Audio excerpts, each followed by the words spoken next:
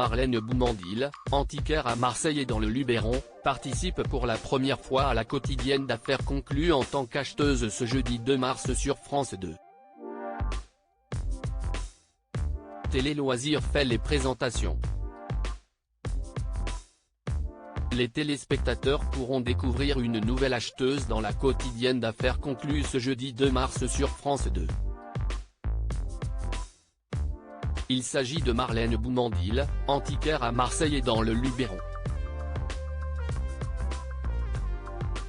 Cette nouvelle recrue rejoint donc les professionnels de l'émission parmi lesquels Caroline Margeridon, Jérôme Lefranc, Arnaud Cabri-Wiltz et Sébastien Delcamp, arrivés dans la quotidienne du mardi 1er mars.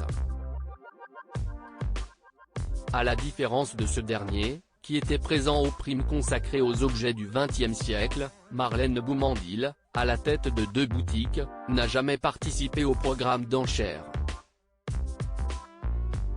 Affaire conclue, Marlène Boumandil, experte des arts de la table. La spécialité de cette nouvelle acheteuse tourne principalement autour des arts de la table avec notamment l'argenterie, les verres anciens et contemporains ou encore des barbotines qui sont des céramiques à relief très colorés.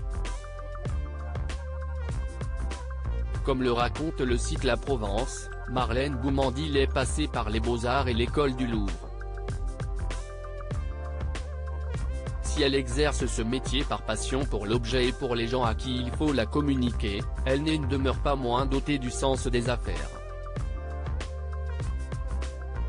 Parce qu'on a une petite surface, il faut développer des idées. Les nôtres sont des prix bas qui font que la marchandise part très vite, et une vitrine de pièces soldées, explique-t-elle à propos de ses boutiques à la Provence. Affaire conclue, déménage et change de décor, c'est décidément un vent de renouveau qui souffle sur l'émission d'enchères. Comme Télé Loisirs vous le révélait en avant-première, la production, qui jusque-là, tournait dans les ateliers Christophe l'a été contrainte de déménager. Il fallait partir.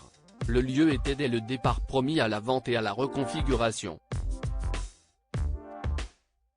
Cela a duré 5 ans et demi, une durée déjà formidable, expliquait Renaud Rahar, directeur des programmes chez Warner Bros. La production s'est finalement repliée sur un hangar vide, non loin du précédent lieu de tournage.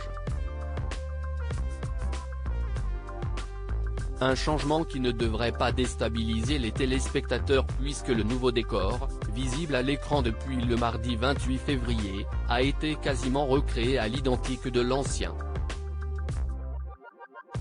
À lire aussi Damien Tison, affaire conclue, avec les autres acheteurs, il peut y avoir des petites tensions.